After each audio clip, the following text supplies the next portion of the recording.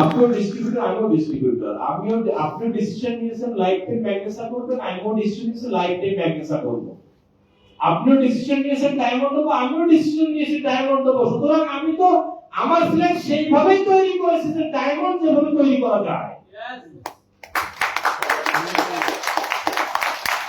আপনারা নিতে পারছেন, আপনারা অনেক কিছু বঞ্চিত হয়ে যাচ্ছেন। যাই হোক, নেক্সট টাইম আর এরকম ভুল করবেন না। এখনো বলি খাতা বের করেন, কাগজ লাগলে আমার এখান থেকে নেন, সব আছে, কিন্তু আপনারা লিখতেছেন না। ওকে, people does not listen to your word, মানুষ শুধুমাত্র আপনার কথা শুনে না, they connect with your eyes, আপনার চোখের সাথে সংযুক্ত থাকে। রাইট, মানুষ যদি শুধু কথাই শুনতো, মানুষ চোখ দিয়ে সেটা কত পার্সেন্ট? আপনার ওখানে কি ট্রেনিং এ বলছিলাম, বলেন চোখ দিয়ে সেটা কত পার্সেন্ট? ওটা তো ওটা ভিন্ন বিষয়। 83% মানুষ সেকে চোখ দিয়ে কি দিয়ে? জানো, আপনাদের তো জানার কথা, তো বলছিলাম না আপনাদের ওখানে ট্রেনিং 83% চোখ দিয়ে শিখে। তাহলে মানুষ শুধুমাত্র আপনার কথা শুনে না, মানুষ আপনার সাথে কানেক্ট থাকে চোখ দিয়ে। সুতরাং eye contact very very important. Eye contact is not just a communication skill, it is a powerful tool for building trust, engagement and lasting influence. এটা শুধুমাত্র কমিউনিকেশন বা যোগাযোগের দক্ষতা নয়, এটা একটা পাওয়ারফুল টুল, কিসের জন্য? বিশ্বাস তৈরি করে, সংযোগ তৈরি করে এবং আপনার ইনফ্লুয়েন্সকে দীর্ঘায়িত করে।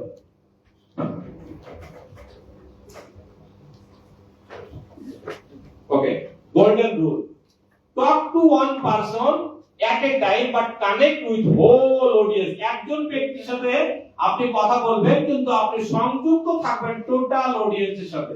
আপনারা ছবিগুলো একটু দেখেন, প্রত্যেকটা ব্যক্তি কি বক্তার সাথে সংযোগ আছে কি নাই বলেন?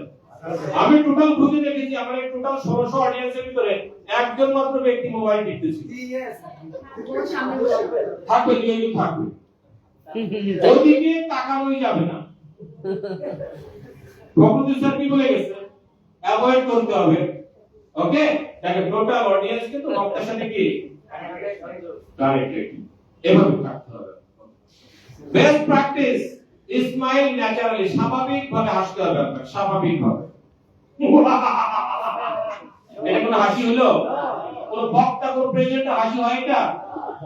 মানে খুব স্মার্ট মৃদু হাসি। মৃদু হাসিটা কিন্তু সুন্নাত, রাইট? মৃদু হাসিকে বলা হয় ব্যক্তিত্বপূর্ণ হাসি। আমি তো ফান করে বসে আপনি শিখাচ্ছি, আমি ট্রেনিং করাচ্ছি না। আজকে আমি ট্রেনিং করাচ্ছি, আজকে আমি কি করাচ্ছি? ট্রেনিং করানো শিখাচ্ছি, right? Okay, number 2, use calm eye movement, শান্ত এবং স্বাভাবিকভাবে চোখের নাড়াচাড়া করতে হবে। শান্ত, একদম রাগ হবে না, এইগুলো চোখের ভিতরে একটা শান্ত শীতলতা থাকতে হবে আপনার, সেভাবে নাড়াচাড়া করতে হবে। পজ ফর ইম্পর্টেন্স, গুরুত্ব বিবেচনার উপরে জোর দেওয়ার জন্য মাঝে মাঝে আপনাকে বিরতি নিতে হবে। কথা একাধারে বলা যাবে না, বিরতি নিতে হবে আপনাকে মাঝে মাঝে। এবং বি সিনসিয়ার, আন্তরিক হতে হবে, সবসময় আন্তরিক থাকতে হবে। আচ্ছা, দ্রুত শেষ করব। ওকে, এই যে ধরাই দিয়ে গেছে। আচ্ছা, কমন মিস্টেক দেখেন, তাকায় আছে কিভাবে? যত দেখি তৃষ্ণা মেটে না, তাই না? এটা কখনো করা যাবে না। ডোন্ট স্টেয়ার, এক দৃষ্টিতে কোনো দিকে তাকিয়ে থাকা যাবে না। নাম্বার 2, ডোন্ট ইগনোর ব্যাক রোজ, ওই পিছনের যে সারিটা, তাদেরকে কখনো অবহেলা করা যাবে না। ওই 5টা অ্যাঙ্গেলে ভাগ করে নিব, আপনারা মনে আছে তো? 5টা সেকশনে ভাগ করে নিব। Okay, don't keep looking at slide or floor, কখনো স্লাইডের দিকে সারাক্ষণ বা ফ্লোরের দিকে সারাক্ষণ তাকিয়ে থাকা যাবে না। ওকে, পাওয়ারফুল করছেন, আমরা মাঝে মাঝে কিছু পাওয়ারফুল করছেন করতে পারি ট্রেনিং এ, এটা সাধারণত সেমিনারে খুব কম হয়। ওকে, তখন কি করব? পজ 2 to 3 সেকেন্ড, 2 থেকে 3 সেকেন্ডের জন্য আমরা একটা বিরতি নিব। ধরেন আমি একজনকে একটা প্রশ্ন করলাম, প্রশ্ন করার পরে কি করব? আমরা বিরতি নিব 2 থেকে 3 সেকেন্ডের জন্য। স্ক্যান ওয়াল 5 জোন, ওই 2-3 সেকেন্ড আমরা কি করব? আমরা টোটাল অডিয়েন্সের দিকে আমরা ফোকাস দিব how a presenter should move, কিভাবে প্রেজেন্টার মুভ করবে, মুভ উইথ পারপোজ। যে কোন একটা কারণের জন্য এক জায়গা থেকে অন্য জায়গায় যাবে, ইচ্ছা মতো খেয়াল কিছু মতো যাবে না। অ্যাভয়েড পাসিং, ঘন ঘন ঘোরা যাবে না। ইউজ দা 5 জোন টেকনিক, ফাস্টার যে জোন, এই টেকনিকটা সব সময় মনে রাখতে হবে। ভয়েস মাস্টারি, আপনার ভয়েসটা কেমন হবে, লোকাল ডেলিভারি, ভোকাল ডেলিভারি চারটা মূল সূত্র, ভলিউম, কণ্ঠের জোর, কণ্ঠের জোর থাকতে হবে, স্পষ্টভাবে কথা বলার অভ্যাস করতে হবে, কণ্ঠের ওঠানামা, এটা বলা হয় না সুর তাল লয়, বলা হয় না, এটা কিন্তু শুধুমাত্র গানের ক্ষেত্রে না, এটা কিন্তু সকল ক্ষেত্রে। কোরআন মাজিদ তেলাওয়াত করার সময় সুরের ওঠানামা আছে না, আছে, যারটা যত সুন্দর তারটা তত হৃদয়স্পর্শী হয়। ওকে, আচ্ছা, প্যাস হচ্ছে শব্দের বক্তব্যের গতি, একেবারে সব জায়গায় বিমানের স্পিডে চালাই দিলে হবে না। আমরা কি সফল হতে চাই? সফল হব। এই যে কখনো কখনো একটু নিচে নেমে আসা। ওকে, আচ্ছা, এবং পজ হচ্ছে যথাযথ বিরতি, ওগুলো আমাদের দিতে হবে। হ্যান্ডেলিং ডিফিকাল্ট সিচুয়েশন, অনেক সময় বিরক্তিকর কিছু পরিস্থিতি আসে, সবচেয়ে সংক্ষেপ সব জায়গায় থাকে। দেখবেন কিছু কিছু লোক আপনার অডিয়েন্সের ভিতরে আছে, তারা আপনাকে ডিস্ট্রাক্ট করার জন্য এসেছে, হয় না এরকম? এরকম হবে কখনো কখনো। কি করবেন, আটকে গেলে একটু বিরতি দেন।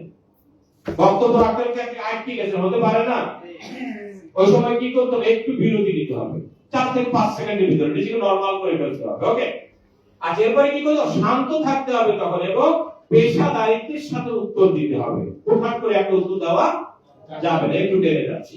তাহলে প্রফেশনাল ওপেনিং আমাদের সূচনাটা কেমন হবে? প্রথমে হচ্ছে শুভেচ্ছা জানাতে হবে সবাইকে। যখন মঞ্চে দাঁড়ালাম তখন কি করলাম, শুভেচ্ছা জানালাম। আচ্ছা, মনোযোগ আকর্ষণীয় সূচনা এরকম হতে হবে। যেমন ধরেন আমি যেটা বলেছি, আমি এসে যেটা বলেছিলাম সেটা হচ্ছে যে আজকে আমার এখানে আসার মূল উদ্দেশ্য হচ্ছে যে এখান থেকে 100 ট্রেনার বের হয়ে যাবে, আমি এদেরকে ভুলে গেলেও এরা আমাকে মৃত্যুর আগে ভুলবে না। তার মানে আপনাদের সঙ্গে আমি একটা হৃদয়ের একটা কানেকশন তৈরি করে ফেলছি, তাই না? ওকে, এটা করতে হবে, এবং পারপোজ থাকতে হবে, বেনিফিট নিয়ে কথা বলতে হবে, উপকারিতা, শ্রোতারা কি লাভ করবে। আপনি আজকে আমার সাথে যদি থাকেন তাহলে আপনি আগামী 1 থেকে 1.5 ঘন্টা পর ভিতরে আপনি কি পেতে যাচ্ছেন, এই যে বেনিফিট, এটা সূচনা বক্তব্যের সময় এটা সেরে ফেলতে হবে। পাওয়ারফুল ক্লোজিং, একদম বক্তব্যের লাস্টে চলে আসছে সামারি, ওটা তো ওপেনিং, ওটা কি ছিল, ওপেনিং, আর ফিনিশিং। আমি যখন মঞ্চ থেকে নেমে যাওয়ার আগে আমার কি হবে, সামারি, আপনার বক্তব্যের সামারিটা কি, কি মেসেজ, আপনি তাকে মূল বক্তব্য কি দিতে চাচ্ছেন, সারসংক্ষেপে কি মূল বার্তা, কল টু অ্যাকশন, তাকে কাজে আহ্বান করা। যেন আমরা কি প্রেজেন্টার হতে চাই? প্রেজেন্টার হব।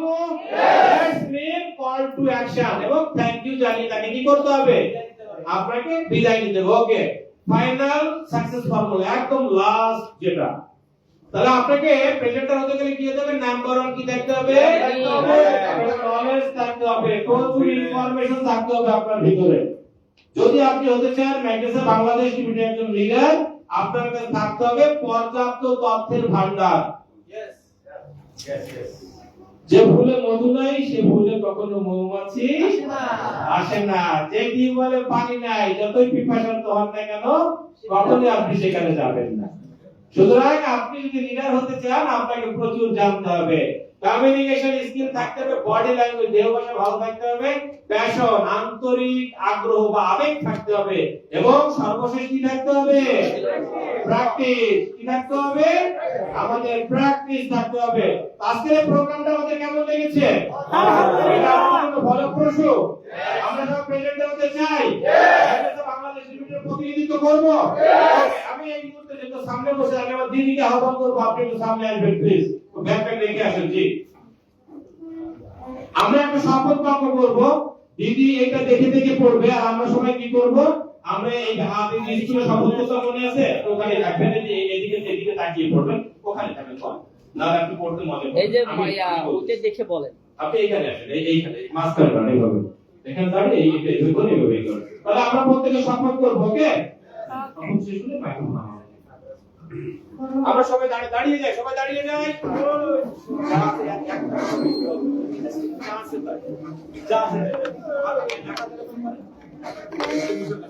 উনি বলবে সাথে আমরা বলবো আপনি এক এক লাইন বলে বিরতি নেবেন আমরা আমি সর্বদা ও ন্যায়ের পথে চলবো। আমি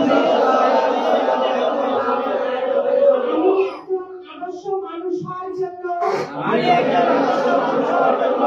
আমার চরিত্র আচরণ ও ব্যক্তিত্বে প্রতিনিয়ত উন্নত করব।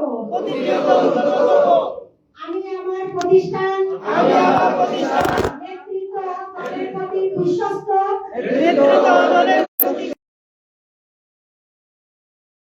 একজন প্রেজেন্টার হিসাবে